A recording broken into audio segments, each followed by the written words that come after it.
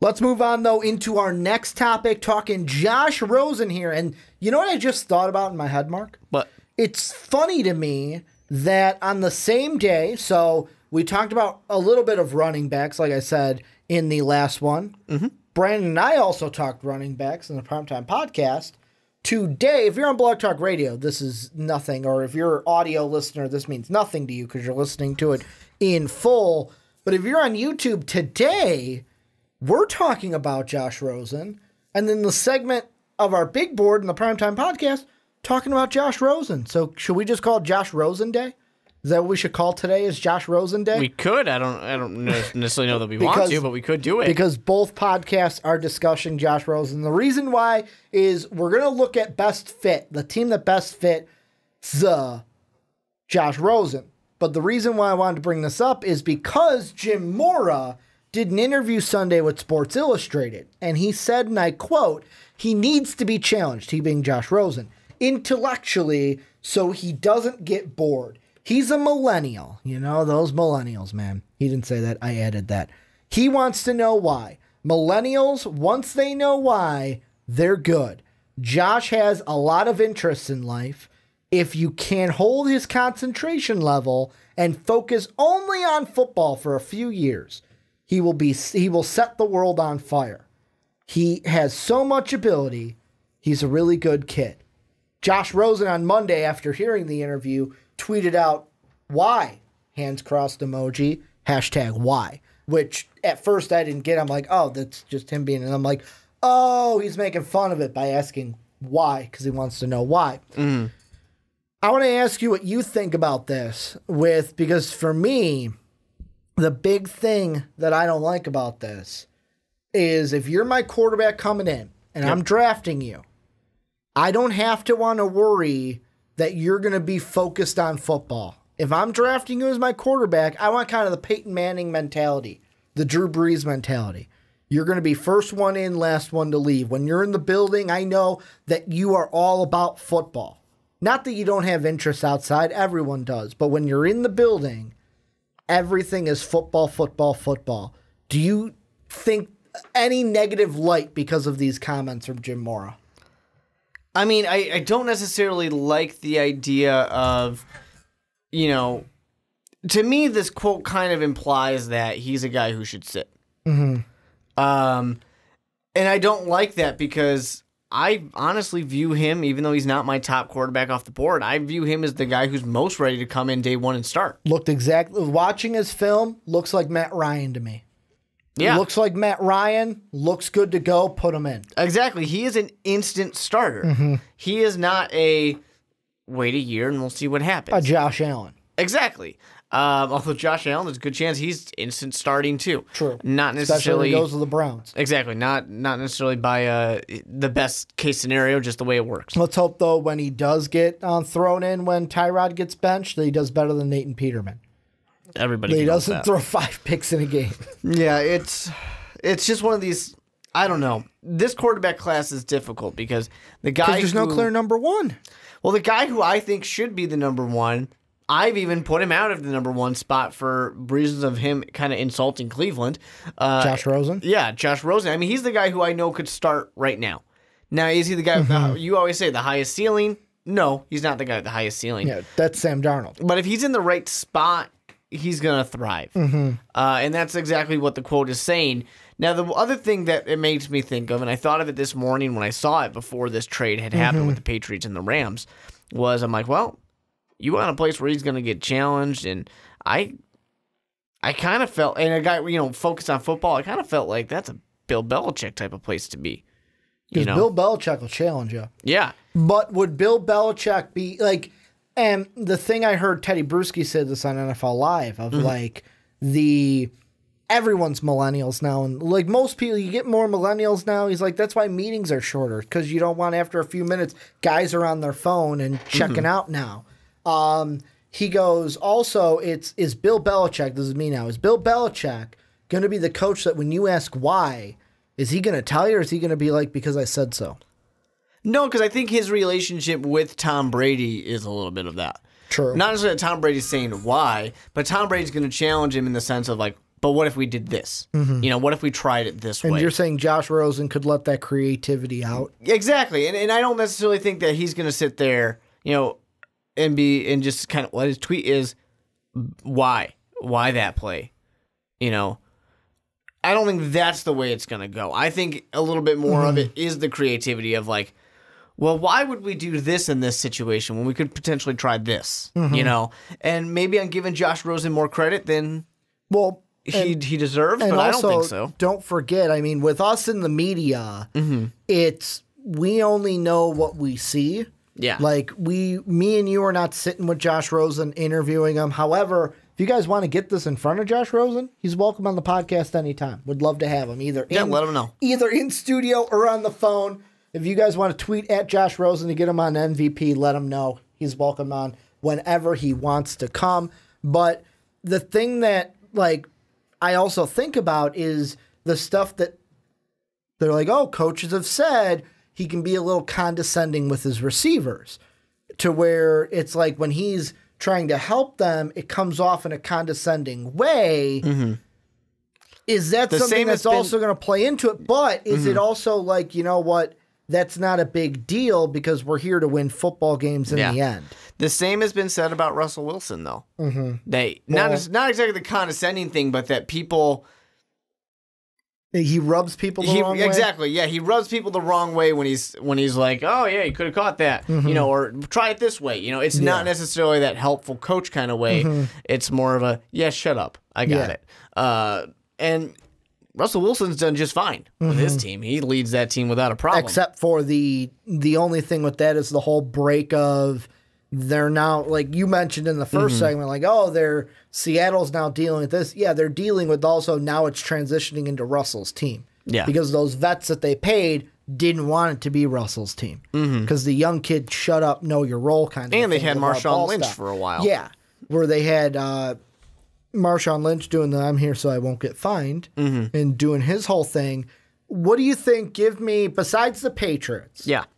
Unless you think it's the Patriots, what's the best fit, the number one fit team for Josh Rosen? Well, I think that the Patriots could be an interesting one. I don't think it's the best fit because of the fact that I don't see Josh Rosen as being a guy that needs time to sit and wait. And you would have to sit and wait. You know, I would love to see like a Josh Allen in that type of a situation. But Josh Allen's, the world's too high on Josh Allen for him to possibly ever have that go. What I would really like to see, I have no desire to see Josh Rosen in Cleveland. No, because Josh Rosen doesn't want to be there, and Hugh Jackson is gonna ruin.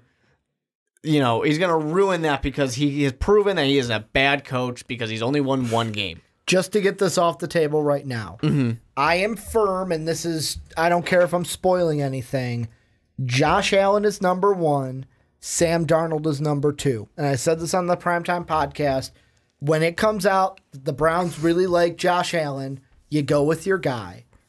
And with Sam Darnold, apparently the Giants really like Sam Darnold, you go with your guy. So, like, those two, I think, are going to be Allen and Darnold, where Rosen won't even have to worry about going to Cleveland. Yeah, and that's upsetting to me because the situation that I think works best for Rosen is actually going to be the New York Giants. Because he gets to sit behind Eli, and he gets a guy like Pat Shurmur to work with? Well, I'm saying it's because of Pat Shurmur, because...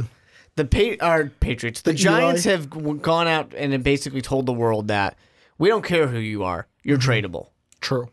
Or you are, you know, expendable. Let's be honest, they're not going to trade Odell anyways. No, they're not going to trade Odell. But what that says to me is nothing about Odell. What it says to me is if you're not performing or we just plain don't like you, you're gone. Like JPP. So what I read into that a little bit more is, let's say Josh Rosen gets drafted by the New York Giants at number 2 overall. Eli throws one too many picks. They could easily say, all right, Eli, your streak's broken anyways. Take a seat. The young rookie's in there. And the fact that, you know, the last time this kind of thing happened where a team that had a Manning drafted a quarterback very early in the draft, Peyton Manning was gone. He had his abilities to go wherever he wants. It is not unrealistic that the New York Giants could do the same thing to Eli and say, hey, we drafted somebody. He's going to start. You go where you'd like. And it's a terrible situation for Eli to have to do that in, of course, because the places have already been filled. Obviously, the best place for him to go, Minnesota, they have Kirk Cousins. Yeah. Is that the most likely situation? No, it's not. But I'm just saying that it could happen. And the Giants are not that far away from doing it because the Giants themselves have essentially gone out for this rebuild, and they're kind of embracing it with the way they're just getting rid of players. Now, and the thing that I don't really like about that, the thing I don't like about Josh Rosen's fit is I'm going to ask one question. This isn't what I don't like, but this is just me asking a question to your thought of, so Jim Moore, and Jim Moore's word ain't gospel, but we're just going off of what he was saying. Yeah. Guy who coached Rosen in college says basically he's got a lot of interest outside. So would going to New York where there's a lot of distractions, would that be good for a Josh Rosen who, yeah, I know he played college in LA, and LA has just as many distractions, if not more, as New York. But did UCLA go to any big bowl game? I know he was injured for the end of this year and beginning of his junior year, so there's that into it. But did UCLA go to the college football playoff? Did they go to their conference championship? Sure, but I'm not that worried about that. What did Josh Allen's Wyoming team do? But what I'm saying is, do you think that giving him a city that has distractions would be good when his coach is saying you got to keep him focused on football? You're not going to get the guy, he's not going to avoid it. He's going to do what he's going to do. Unless he goes to Arizona. No, here's the thing where I disagree with you on that. Let's say he goes to Buffalo, because that's another option. He falls enough or Buffalo manages to trade their way up. He goes to Buffalo and there's nothing to do in Buffalo. Well, he's going to travel then. If he wants to go have a good time. Like Odell. Exactly. He's going to go find that good time. The other, you mentioned LA, but let's say in Arizona or something like that, like you also say, you're not that far from Vegas. You can travel. At least if you're in New York, everything's right there. So the Jets or the Giants, either way, it's right there. You're at least contained. It's the parents that say, I'm going to let my kid drink in the house because at least they're here. Yeah. We can keep an eye on them. I don't like I'll be the first one to say, I don't like the Buffalo Bills for Josh Rosen. And the reason why I don't is it kind of goes to the same thing that Jim Moore mentioned this before about Darnold and Rosen when it came to the Browns. And he cited fit and a blue-collar, gritty attitude for why Darnold is a better fit for the Browns than Rosen, because Darnold is more of that, a blue-collar community can get behind a Sam Darnold. I think Buffalo's the same way. Buffalo is the kind of city to where they are just as blue-collar, and I don't know if, and I know this isn't fair to Josh Rosen, because it's not fair for where you come from, but another thing everyone talks about with Josh Rosen is the kind of family he came from, where Josh Rosen could get bored with football and say, screw it, I don't want to do this, and just quit. I'm confused by that a little bit of why two California kids, one who goes to USC, why he is a more blue-collar kind of quarterback. Because of with him, it's all, with me, from what I've read and seen with Sam Darnold, it's the attitudes. With Sam Darnold, you don't get the stuff that we're talking about with the condescending attitude. But he's a California kid. I get from USC. I get that, but it's funny that it's just how he's wired and how he kind of approaches everything to where I look at it and I go, all right, maybe he's a little bit more football than Josh Rosen. I don't buy it. The fit that I love, though, for Josh Rosen, and this is going to sound a little hypocritical because I threw the question at you about distractions, and this city could have just as many distractions as New York. Sure. Miami. Oh, you stole it. Ryan Tannehill's on the way out. That was going to be my reach. Adam Gase is right there. Adam Gase could be the coach to get Josh Rosen interested in football. That was going to be my here's a surprise when you're not going to see coming. I was thinking. That's my number one. That's what I want him to fall to. Him and Gase would be an awesome fit. I know, right? It would be a fantastic fit. I wish they had, they still had... Gruden's quarterback camps? No, screw that. Oh, okay. I'm talking about the running back that's in Philadelphia. Yeah, Jay. I wish they still had him because he could use that help in Gase's system. It's kind of crucial to have a good running game. But think about it. You get Josh Rosen in the second. I know I'm not thinking about this right now, but either in the second and the third, depending on where those running backs go, Rashad Perry. To be clear on your wording, because someone's already yelled at you. You mean getting Josh Rosen in the first, and then in the second getting your running back. Yes, exactly. Yeah. Exactly. I knew what you meant, but you never know. In the second or the third, you can get your running back potentially. Like, there are guys like Ronald Jones, Darius Geis. There's Nick Chubb that you mentioned in the first segment. There's Rashad Perry. There's Johnson from Auburn. There's Royce Freeman. You can get guys that running back to go along with him, but that's the one where it's like I look at that and I go, oh man, because in my mind right now, how I'm kind of seeing everything. Like I said, Allen Darnold 1-2. I think the Jets are going to go with the quarterback. I don't know who that's going to be right now, but they go with the quarterback. Browns, we'll get into what they do a little bit later, but I don't think they won't need a second quarterback. That would be funny though if they take two quarterbacks. They kind of do the hedge your bets, the Redskin thing, but they do it with the first and the fourth. The interesting one that throws a wrench into it is the Broncos. And the reason why is there have been rumors that Elway likes Rosen. Yep. He's also watched Rosen. He's also watched Allen. These guys have watched everybody. Do the Broncos go quarterback? Or do they double? Like, here's the big question. Do they double down? And like Vance Joseph said in an interview, Case Keenum is our guy. John Elway, Case Keenum is our guy. Do they double down on that and go somewhere else in the fifth, which could trade it? Or trade it, which could then open up a Rosen fall because the Colts won't take him, the Bucks won't take him, the Bears don't need him, the Niners don't need him, the Raiders don't need him. It's prime then for the Dolphins unless someone trades up between 6 and 10. Yep. And if he starts falling, it is very possible that someone trades up for him. Because like I said, this is a guy who can come in and start. Arizona would be foolish not to try and trade up. Buffalo would be foolish not to try and trade up. Those teams would have to jump over. Now, they might be sitting there going, the Dolphins don't need a quarterback. And they could potentially be proven very wrong if they draft him. And then Buffalo sits there and goes, shit, what were we thinking? Because they already got kind of screwed over with the Jets trading up with the Colts. Because here's the thing. I think that if you ask me today, Ricky, who's your first bet of who's going to be the faller? Like Laramie Tunsil, remember him? Yeah. I love Laramie Tunsil. The pot mask that he had on and it made him fall. If you ask me today to hedge my bet and put down who I think the faller is going to be night one of the draft, Josh Rosen's my bet. He's the one that I think is going to fall.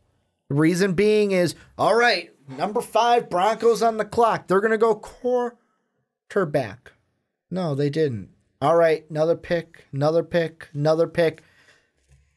And like 11 could be where I think he's going to go because that would be the Dolphins, or 12 the Bills. I don't think he falls past either of those two. But I want to throw out a crazy situation. I know this ain't going to happen. Sure. But I want to throw it out just to get it out there. What if he falls 9, 10, and the Chargers go, let's make a trade. Let's go get him. Let's go get him to be the heir apparent to Phillip Rivers. Keep him in LA. Terrible situation. Well, it'll be a terrible situation, but like that's another thing I thought of is like he's not. I don't think he's going to fall that far. I don't even think the Chargers would make that. I just wanted to throw it out there. Yeah, I mean it's worth thinking about if it's because they need somebody. That's more of a if Josh Allen fell, they could do that. That would make sense because you could have him sit. Exactly. It makes sense to have him sit. It makes sense to make Baker Mayfield sit for a little bit. Josh Rosen is not a guy who can sit. Let me ask you this, and this will first off before I ask you this: are there any other fits you think that'll work. You said Patriots, you mentioned Bills. I think the Dolphins are the main one. Like, the Dolphins are who I want. If it's not the Dolphins, my secondary fit would probably be New York, just because you get Pat Shurmur. Yeah, you get a guy who can work with a quarterback. New York is it's a great fit. I think the Dolphins are a great fit as well. It's just that the Dolphins are a stretch because they've got a quarterback there. The only fit I'm not solid on when it comes to a Josh Rosen is Arizona, because I don't like, with Wilkes being a defensive coach, not saying he can't, but to keep, when Jim Mora says you got to keep him focused on football, I'd feel more confident in a Pat Shurmur or an Adam Gase doing that, not a Wilkes, not a defensive guy. Although Wilkes is more of the kind of tough guy mentality than the other two. Is that going to vibe, though, with Josh Rosen? It might not, but at the same time, it might be, if he respects the coach, he might be like, yeah, I'm not messing around. I'm not upsetting coach. That's the only one that I'm like kind of about. Yeah. Well, I'm in on the Jets. I'm in on the Bills for him. I'm in on the Cardinals. I think those are not good fits. If I'm the Jets and Allen and Darnold are off the board, I'm going Baker or no quarterback. Like, I would go Baker for New York over Josh Rosen.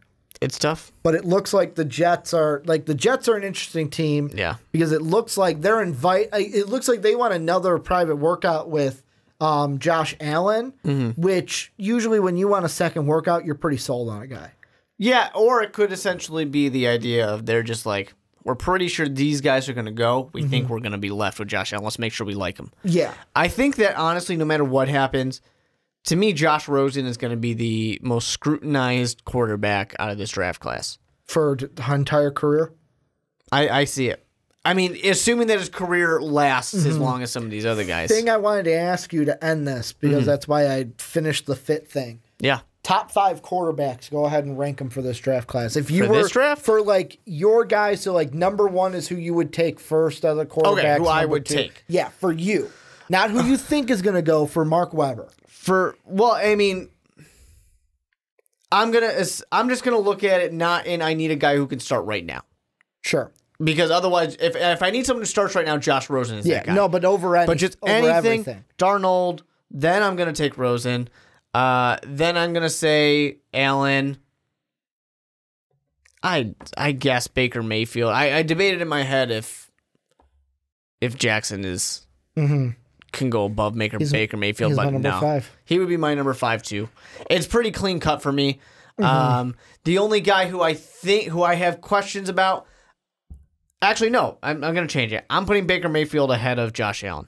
Josh Allen's got a cannon, but it's not the 80s. It's not the 90s. A cannon doesn't do that much for you. I want completion percentage, and he doesn't have it. I'm going to go with, if my number 1 is Darnold, my number 2 is Allen because of the potential there and what he can become, knowing he's not a finished product. Number 3 is Baker Mayfield, mainly because, like I mentioned on the Primetime Podcast, the thing I love most about Baker Mayfield is that chip on my shoulder mentality.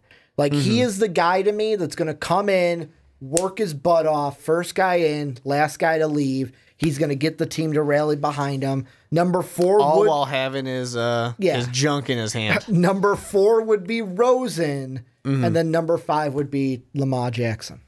I like 5. Lamar Jackson. He's love a quarterback, Lamar Jackson. But Lamar Jackson's one of those guys, and Baker Mayfield's the same way, where if they don't go to the right place, it's not going to work. I want Lamar, like, when I see Michael Vick as the player comp for Lamar Jackson, I want him, besides no dogfighting, don't want that, but I want him to come in and light the league on fire like Michael Vick.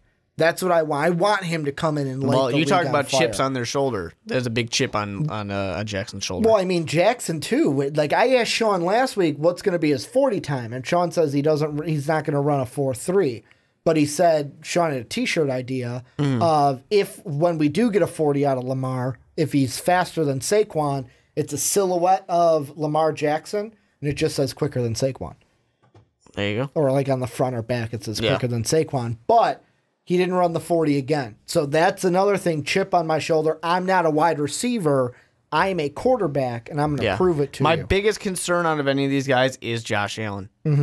I think he's got the the largest bust potential when I look at these like guys, Brandon, just because he's getting drafted higher than I think he should. It's like Brandon said. When he said when it comes to Josh Allen, he's got the biggest boomer bust potential in this, like boomer bust in this draft. He can either be great or the biggest bust in the draft. He will unleash the dragon. That's for sure. Well, he's got the 70-yard bomb. Man. Yeah. The 70-yard bomb to Jarvis Landry. I can already see it in my head right now. I loved it, though, in his pro day. There's a few of those where he's overthrowing some of these guys, and the analysts are sitting there like, yeah, but he's probably doing that on purpose because he wants to show that he's got a little bit of extra arm. And I'm sitting there thinking, if I'm a scout, I'm saying, I don't care how fucking big your arm is. Throw the ball to the damn receiver. Hey, we need completions. Jay Cutler was a big arm quarterback. How did that work out for him? Not that great. Not that great at all. I mean he got us to an NFC Championship game, but then he got hurt. So and he rode the bike. That doesn't help. He rode the bike for that game. That doesn't help if you're not on the field. He got to the NFC Championship game and then thought it was the Tour de France.